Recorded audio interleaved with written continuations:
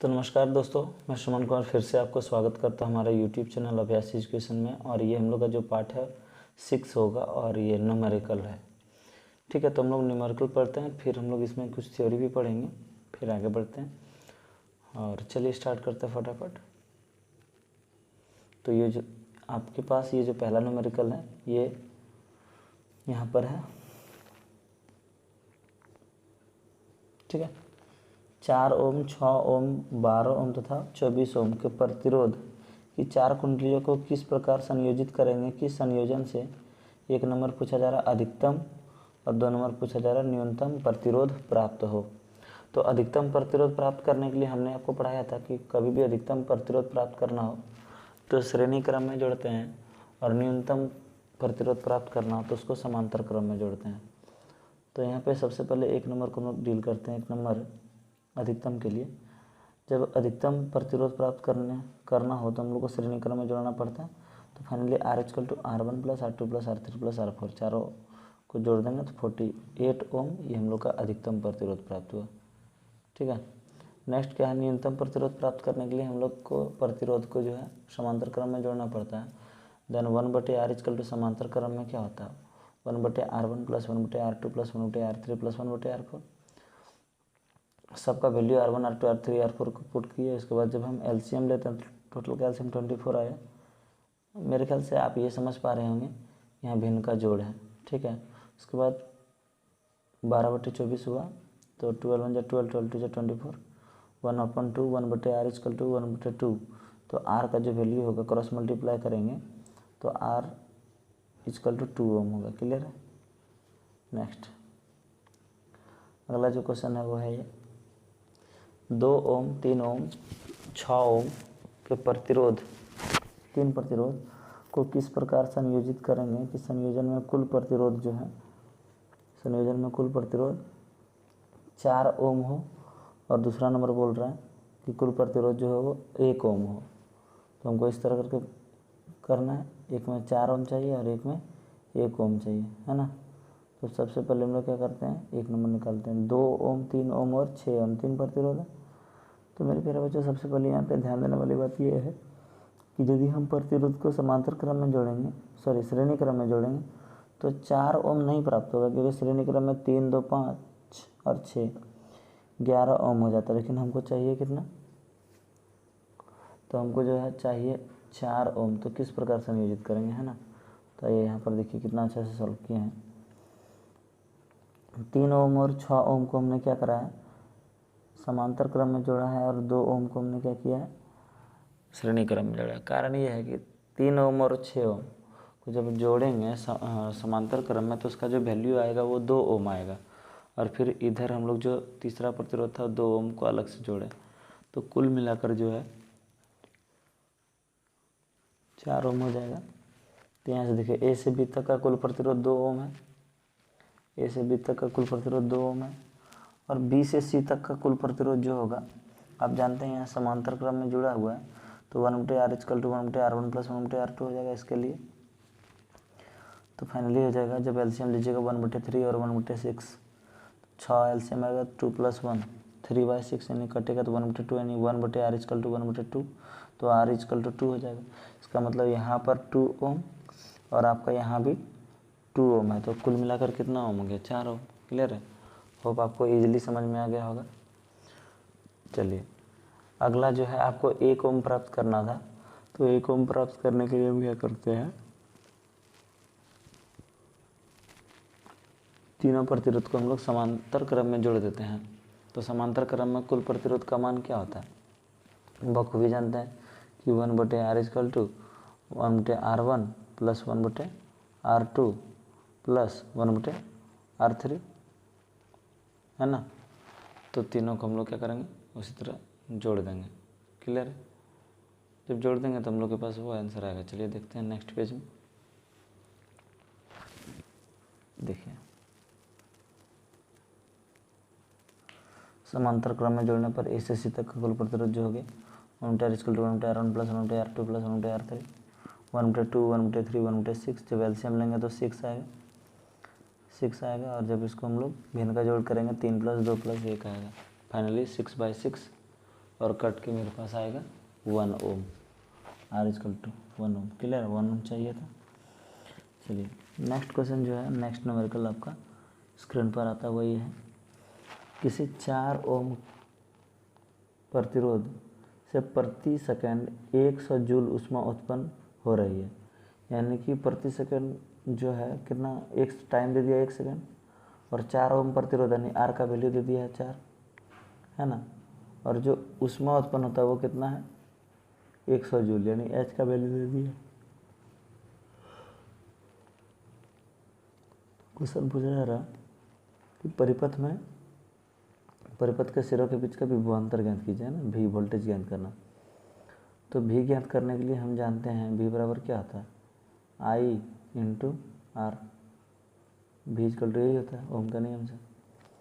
तो देखिए R तो है मेरे पास, I नहीं है, तो I निकालना पड़ेगा।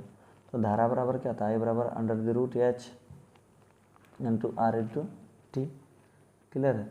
तो √H तो हो जाएगा √100 by √H by RT। Sorry, यहाँ पर जो फॉर्मूला है हमने मिस्टेक करा। I बराबर होता है √H बाय RT, तो 100/4 और फिर बाय में है 1, तो 100 का जो है वो निकल जाएगा 10।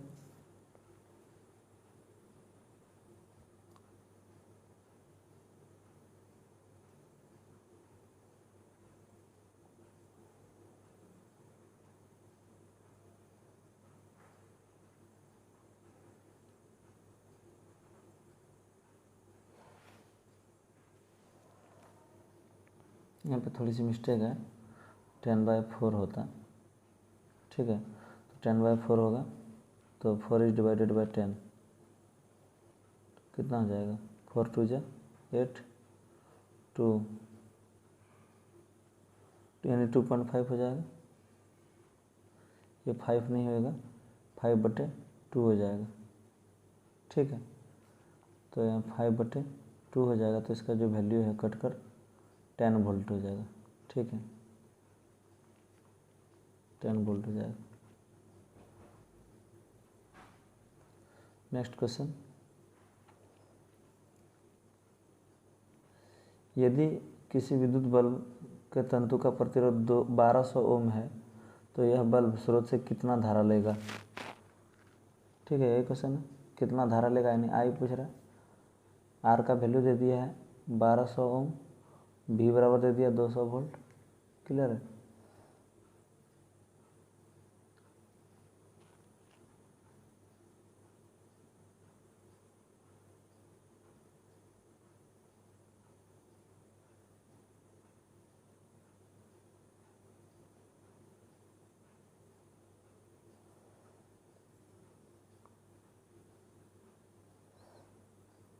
तो आप भली बात ही समझ जाइएगा, ओम का नियम यहाँ भी अप्लाई किया गया। उसी प्रकार बी नंबर का जो क्वेश्चन है, बी नंबर का क्वेश्चन है 4 ओम, 8 ओम, 12 ओम तथा 24 ओम के 4 प्रतिरोध को कुंडलियों में इस प्रकार संयोजित करें कि संयोजन से 48 ओम और 2 ओम, जैसा कि पिछला क्वेश्चन हमने आपको बताया, सेम वही टाइप का क्वेश्चन है, तो आप सॉल्व कर लीजिए, आपसे हो जाएगा। नेक्स्ट क्वेश्चन है, एक मकान में 400 वाट की रेफ्रिजरेटर 8 घंटे प्रतिदिन तथा 120 वाट का विद्युत हीटर 2 घंटे प्रतिदिन चलाया जाता है। 4 रुपया प्रति यूनिट की दर से 30 दिन के लिए कितना व्यय होगा। ये भी क्वेश्चन हमने आपको पिछला वीडियो में बताया था, पार्ट 5 में, सेम टू सेम क्वेश्चन है, फिर भी एक बार हम लोग डिस्कस कर देते हैं इसके बारे में। यहाँ पे आपसे बोला जा रहा है, एक मकान में 400 वाट का कोई रेफ्रिजरेटर है, मतलब फ्रिज है, और वो प्रतिदिन 8 घंटा ही चलाया जाता है। और फिर बोलता है 120 वाट का विद्युत हीटर है जो 2 घंटा प्रतिदिन चलाया जाता है। 4 रुपया यूनिट की दर से 30 दिनों के लिए कितना व्यय होगा। क्लियर बात है। 400 वाट ले रहा है और प्रतिदिन 8 घंटा चला रहा है, इसका मतलब 3200 वाट घंटा हो गया। विद्युत हीटर 120 वाट ले रहा है और 2 घंटा प्रतिदिन चला रहा है, यानी 240 वाट घंटा हो गया।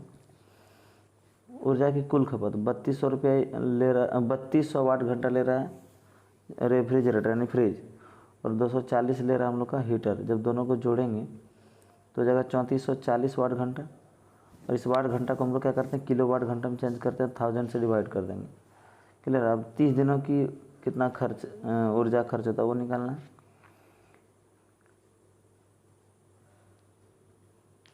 इसको मैंने 30 से मल्टीप्लाई कर दिया।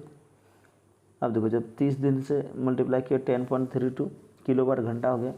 अब वो जो है प्रति यूनिट 4 रुपया ले रहा था, 4 से इसको फिर मल्टीप्लाई कर देंगे तो 41 रुपया 28 पैसा। ये हम लोग का क्या आ जाएगा, टोटल बिजली का जो यूनिट है खर्च है वो निकल जाएगा। ठीक है। नेक्स्ट है कि प्रतिरोध 2 ओम 3 ओम 6 ओम के बीच का प्रतिरोध को किस प्रकार संयोजित करें कि संयोजन का कुल प्रतिरोध 11 ओम हो। बहुत ईजी है, 11 ओम निकालना सिंपल सा बात है। 2 3 5 और 6 11 श्रेणी क्रम में जोड़ देंगे तो यहाँ पर जो कुल प्रतिरोध हो जाएगा वो 11 ओम हो जाएगा, क्योंकि श्रेणी क्रम में सभी प्रतिरोध एकदम बिल्कुल जुट जाता है। नेक्स्ट है 1 ओम लाना है, तो 1 ओम लाने के लिए इसको समांतर क्रम में जोड़ देंगे। बहुत ईजी है, होप कि आपको ये बात समझ में आ गई होगी। नेक्स्ट क्वेश्चन और इजी क्वेश्चन है, यदि किसी विद्युत बल्ब का तंतु का प्रतिरोध 1200 ओम है तो यह बल्ब स्रोत से कितनी धारा लेगा, है ना। तो बल्ब में जनरली क्या है, सेम क्वेश्चन पिछला क्वेश्चन ही है। तो 1200 ओम है आर का वैल्यू, और वोल्टेज जनरली क्या आता है 200 वोल्ट। यहाँ पे मेंशन नहीं किया है, शायद क्वेश्चन में मिस प्रिंट है, तो क्वेश्चन में ऐसा इंक्लूड होगा 1200 वोल्ट का किसी विभवांतर 1200 वोल्ट का विभवांतर है बल्ब का, तो कितना धारा लेगा। तो हम लोग ओम का नियम से जानते हैं, आई बराबर वी बटे आर। कर लेंगे यहाँ से सॉल्व। क्लियर है। 2 नंबर क्वेश्चन है कि 4 ओम 8 ओम 12 ओम 24 ओम के 4 प्रतिरोध को किस प्रकार से नियोजित करें कि 48 ओम होगा, कुल प्रतिरोध 48 ओम। तो हम देख रहे हैं 4 और 8 12, 12 और 12 24 और 24 48। इसका मतलब उसको हम लोग श्रेणी क्रम में जोड़ देते हैं तो 48 ओम प्राप्त हो जाएगा। बहुत ईजी था। ठीक है। नेक्स्ट क्या पूछा था कि 2 ओम प्राप्त हो, तो 2 ओम प्राप्त करने के लिए क्या करते हैं, हम इसको समांतर क्रम में जोड़ के देखते हैं। तो 1/R1 plus 1/R2 plus 1/R3 plus 1/R4 सब करेंगे। एलसीएम लेंगे 24 आएगा। जब इसको कैलकुलेशन करेंगे तो 12/24 1/2 प्लस मल्टीप्लाई करेंगे तो 2 ओम आएगा। होप कि आपको समझ में आया होगा। ठीक है, बहुत ईजी क्वेश्चन था। नेक्स्ट क्वेश्चन है R1 बराबर पहला प्रतिरोध जो 10 ओम है, दूसरा प्रतिरोध 40 ओम है, तीसरा प्रतिरोध जो है वो 30 ओम है, चौथा प्रतिरोध 20 ओम है तथा पांचवा प्रतिरोध 60 ओम है। प्रतिरोध के लिए इस विन्यास को 12 वोल्ट के बैटरी से संयोजित किया जाता है। तो परिपथ में कुल प्रतिरोध कितना है, कुल प्रतिरोध ज्ञात करा जा रहा है। फिगर आपको यहाँ पर दिया गया है कि इस तरह से जोड़ा जाता है ना, तो कुल प्रतिरोध कितना होगा। तो यहाँ पे आप देख रहे हैं कि ये जो 2 प्रतिरोध है ये समांतर क्रम है और यहाँ 3 प्रतिरोध है समांतर क्रम है, लेकिन ये दोनों और ये तीनों आपस में जो जुड़ा है वो श्रेणी क्रम में है ना। तो इसका कुल प्रतिरोध हम लोग समांतर में निकाल लेते हैं, इसका भी समांतर में निकाल लेते हैं, फिर दोनों को क्या करेंगे श्रेणी क्रम में जोड़ देंगे। यानी फाइनली कहने का मतलब ये हुआ कि ए से बी तक का कुल कितना प्रतिरोध ज्ञात करते हैं, तो जगह 1/R1 प्लस 1/R2। देखो आपने यहाँ मेंशन कर दिया है, ये R1 है और ये R2 है, यहाँ R3 R4 और R5 है। क्लियर है नीचे। उसके बाद फिर हम लोग क्या करते हैं, डी और सी के बीच का कुल प्रतिरोध ज्ञात करते हैं। तो नेक्स्ट पेज में देखिए यहाँ पर ज्ञात कर दिए हैं हम लोग 1/R इक्वल टू 1/R1 और R2 था 10 और 40। एलसीएम लेंगे 5/40। आर का जो वैल्यू हो जाएगा 5 से डिवाइड करेंगे 40 को 8 बार में 8 हो, यानी ए से बी तक का इतना हो गया। क्लियर है। फिर अब हम क्या करते हैं, यहाँ मिस्टेक से लिखा गया है सी से डी तक का कुल प्रतिरोध, यहाँ सी होगा। ठीक है, सी और यहाँ पर डी। सी से डी तक का कुल जो प्रतिरोध है, क्यों, क्योंकि यहाँ पे आप देख रहे हैं फिगर में सी और डी मेंशन किया था। ठीक है ना, तो फिगर में आप देख लीजिए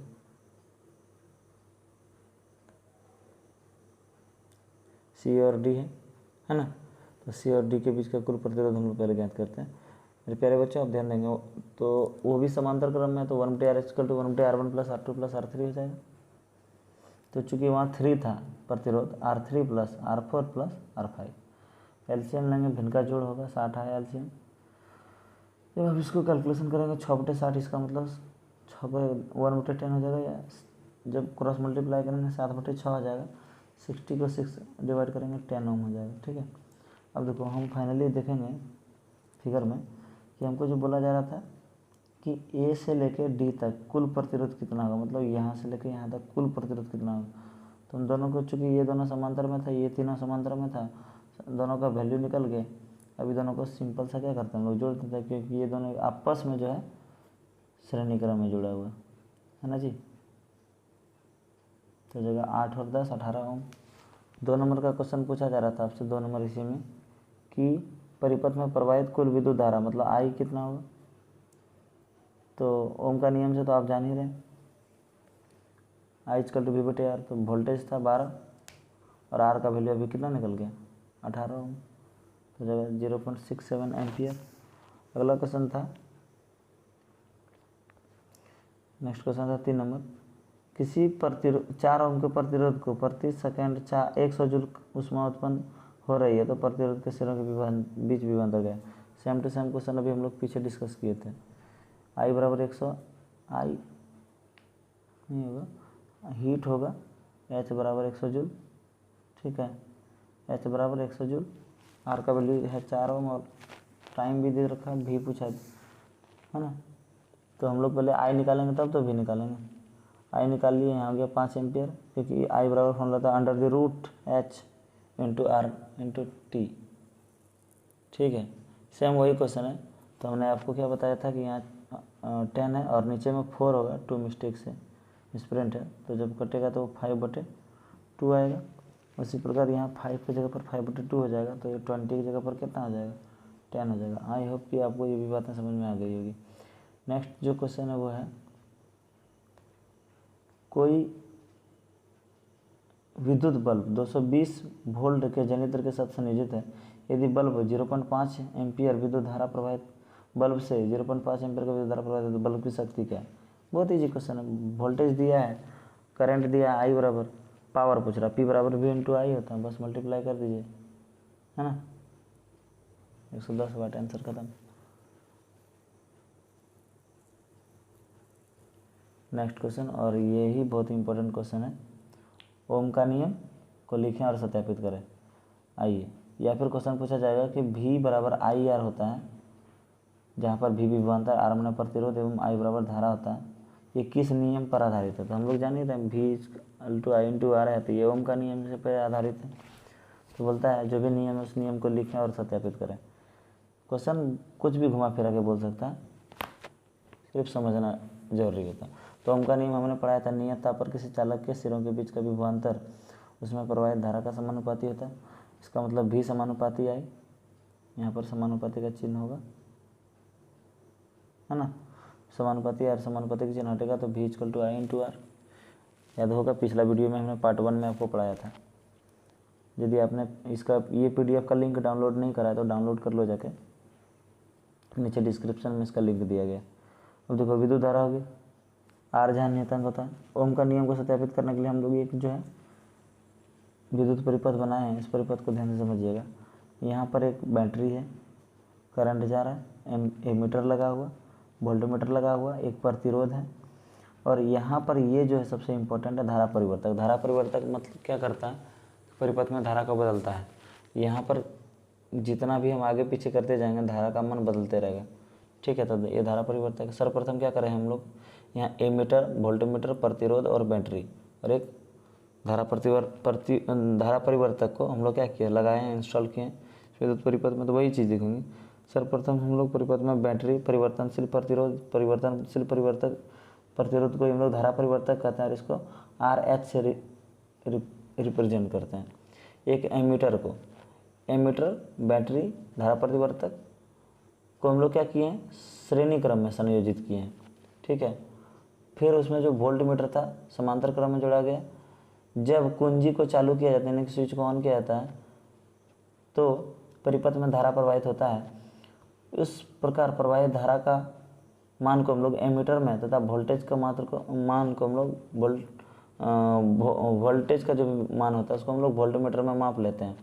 फिर V/I का मान याद कर लेते हैं। तो मतलब करंट का कुछ वैल्यू आएगा, उसी तरह वोल्टेज का भी, विभवांतर का भी कुछ वैल्यू आएगा। दोनों को हम लोग माप लेते हैं और फिर V/I का मान निकालते हैं।